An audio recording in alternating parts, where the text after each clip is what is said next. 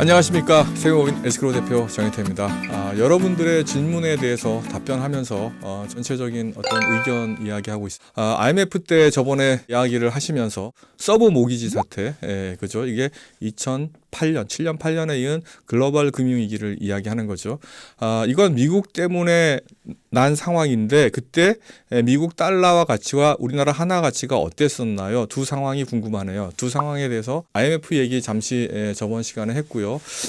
그 당시 서브프라임 모기지라는 게 일종의 이런 거죠. 간단히 뭐 다 아시겠지만은 간단히 정의를 하면 이런 거예요. 돈을 갚을 수 없는 사람들, 신용도가 낮은 사람들한테 집을 담보로다가 채권을 유통시킨 거예요. 담보부 채권을 증권 형태로 유통시켰는데 그림자 금융 형태가 됐다라는 거죠. 첫 번째 문제는 뭐예요? 신용도가 낮은 사람들한테 빌려줬다라는 거죠. 집을 사서 그 집에 대한 대출 이자를 갚을 수 있지 않은 사람들한테도 어떻게 돼요? 집값이 계속 부풀려지고 오르는 상황이다 보니 집은 누가 사는 거예요? 개인이 사는 거예요. 그죠? 개인이 이걸 사는데 예를 들어서 이제 개인 집을 10억짜리를 샀어요. 그죠? 그러면은 10억을 빌려주는 거예요. 그게 돼요? 안 되죠. 근데 집값이 오른다는 전제하에서 집값이 12억 되면은 담보 가치가 되잖아요. 그죠? 집을요, 10억짜리 집을 10억을 빌려서 사는 사람들이 정상적인 사람일까요? 아니죠. 신용도가 별로 좋지 않은 사람들이에요. 이런 사람들한테 어떻게 됐어요? 돈을 빌려줬어요. 그죠? 그리고 그거를 담보부 채권이라는 유식하게 어떤 사람들 영어 약자로 CLO다 뭐 이런 걸 얘기하던데 어쨌든 좋아요. CLO 형태로다가 유통시켜버린 거예요. 그러다 보니까 어디서 빵꾸가 나요? 보통 이야기하는 그 튤립 버블 얘기를 하는데 네덜란드에서 튤립은 서양 사람들이 봤을 때 튤립이 어느 나라인지 모르겠는데 아마 동양권에서 인도에선가 아마 튤립이 아마 자랐나? 하여튼 그건 제가 잘 모르겠어요. 근데 튤립을 이제 처음에 이제 네덜란드로 가져가니까 되게 이게 생긴 모양이 왕관처럼 생겼잖아요. 왕관처럼 생겨가지고 되게 서양 사람들이 보기가 좋았나 봐요. 그래서 네덜란드 사람들이 이거는 장군 튤립이다. 이거는 무슨 왕관 튤립이다. 이거는 왕족 튤립, 귀족 튤립. 하여튼 지네들도 여러 가지 이름을 지어가지고 이제 했는데 그게 사람들이 이게 엄청나게 가치가 폭등한 거예요. 튤립도 아무 튤립이 아니라 약간 좀 이렇게 뭐랄까 이렇게 변종을 시켜가지고 돌연변이 튤립이죠. 이런 예쁜 튤립들이 나오는 건가 봐요. 여러 개를 하면. 그래서 이런 튤립은 가치가 그 당시 네덜란드에 아주 큰 집 한 개 이상의 가치가 됐대요. 튤립 구근이라고 생긴 게 구근이 뭐예요? 동그란 뿌리를 뿌리 근자 쓰잖아요. 근이 뭐냐면 양파처럼 생겼어요. 근데 어느 날 이제 고용된 요리사가 튤립 구근인 줄 모르고 이제 아주 왕관 튤립 이런 튤립이겠죠. 그걸 썰어가지고 양파인 줄 알고 요리를 해버렸어요. 그 집주인이 이 요리사를 상대로 해가지고 내 집 한 채 말아먹었다 이렇게 소송을 낸 거죠. 근데 법원에서 어떻게 판결해요? 구근의 가치가 집 한 채의 가치는 아니다. 이거는 양파 이렇게 그냥 꽃들 이런 정도의 가치밖에 되지 않는다라는 판결이 남으로 인해 가지고 폭락하기 시작합니다. 원래 튤립 가치보다 더 폭락하죠.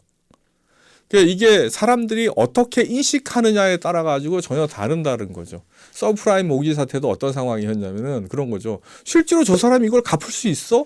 라는 의심을 은행이 한 번만 했어도 그죠? 그런 사태는 오지 않았죠. 근데 이자율이 어떻게 돼요?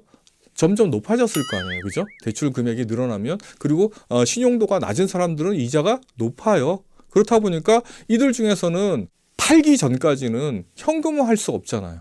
현금화할 수 없다 보니까 그 높은 이자를 감당을 못 하는 거죠. 그죠? 그걸 담보로 돈을 더 빌리든지 해가지고 이자를 갚을 수는 있을지 모르지만 안 되죠. 여러 가지 의미로. 그렇다 보니까 어떻게 됐어요? 하나 둘씩 폭발하기 시작합니다.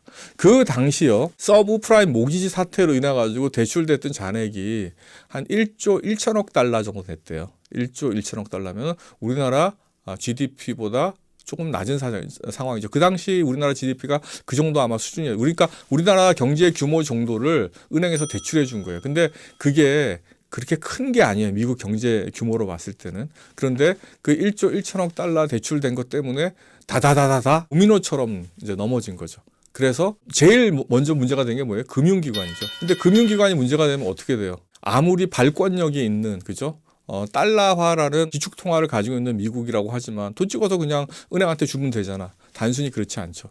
은행들이 부도가 나고 부실화되기 시작하면서 거기에 돈 빌려갔던 많은 사람들이 뱅크런이 일어나고 뱅크럽이 되고 그다음에 그거와 연관된 기업들이 문제가 생기기 시작하죠. 그걸로 인해 가지고 연쇄적으로 전 세계가 문제가 됩니다. 그렇다 보니까 어떻게 돼요? 미국에서 달러를 자국으로 빨아들여야 되죠. 그렇다 보니까 동남아 국가들부터 무너지죠. 외환 보유고가 적은 애들부터. 왜 그러냐면은 아니 달러가 미국 본국으로 가야 되잖아요. 그러면 각종 동남아 또 우리나라를 포함해서 있었던 나라들의 달러가 마르죠. 그죠? 외국인 자본들도 자기 나라를 찾아서 가야 되잖아요. 그러면 달러가 마르면 어떻게 돼요? 달러 가치가 상승하게 됩니다. 그래서 우리가 한 1,500원에 가까운 그 환율 폭등을 맛보게 되죠. 지금 거의 1,200원까지 왔으니까 머지않은 것 같기도 합니다. 그리고 그 당시 상황은요. 우리가 잘못했나요? 우리가 잘못한 상황이 아니에요. 미국의 경제가 문제가 생겼어요. 그죠? 그런 상황에서도 우리나라는 환율이 폭등했고요. 그나마 그 당시에는 여러 가지로 가계부채가 지금처럼 그 당시 상황도 가계부채가 늘어나기 시작한 게요. 그 이후예요. 우리나라도 그 부분에 대해서는 좀 더 이야기를 할 부분이 많아서 어쨌든 간에 그 두 가지 상황을 비교해 봤을 때 여지없이 우리나라가 잘못했건 그죠? 우리나라 외환 보유고 외환 관리를 잘못했던 또 미국이 문제가 생기든 우리는 어떻게 됐어요? 급속도로 못 살게 됐어요. 그죠? 그 당시 무너진 기업도 많았고 그 당시 실업자도 미국만큼은 아니었지만 우리나라도 넘쳐나기 시작했습니다. 그런데 그 당시는 뭐 이런 얘기를 하면 조금 좀 다르겠지만은 친미 정권이었어요. 그죠? 친미 정권이었다 보니까 미국으로부터 또 미국 정부로부터 그렇게 많은 제재나 이런 것들을 받지 않았죠. 사실은 어떻게 보면 약간 도와준 측면도 없지 않아 있었겠죠. 그렇다 보니까 1,500원 이상으로 올라가지 않았어요. 지금 상황은 어떤가요? 지금 상황은 여러 가지가 더 불리한 상황이죠. 그리고 지금 미국 경제 상황이 좋다라고 이야기하는 사람들 있을지 모르지만 그거와 이제 비슷한 상황이 미국의 장단기채의 금리 역전 현상, 그다음에 미국의 필립스 공익선, 그리고 미국이 실업은 하강했지만 실업률은 하락했지만 임금이 오르지 않고 또 물가 상승도 오르지 않아서 이자율을 지금 못 올리고 있는 상황, 그죠? 그런 상황에 대해서 제가 설명을 누차 해왔기 때문에 다음번에 제가 제작을 하는 거는 뭐냐면은 서브프라임 모기지 사태와 비슷한 상황. 요 상황을 지금 미국이 하나 더 가지고 있는 폭탄이 있다라는 겁니다. 이 폭탄이 레버리지론이라는 건데요. 레버리지론에 대해서는 제가 한 2시간 정도 동영상을 별도로 제작을 해서 설명을 하는 시간을 갖도록 하겠습니다. 오늘 여기까지 하겠습니다.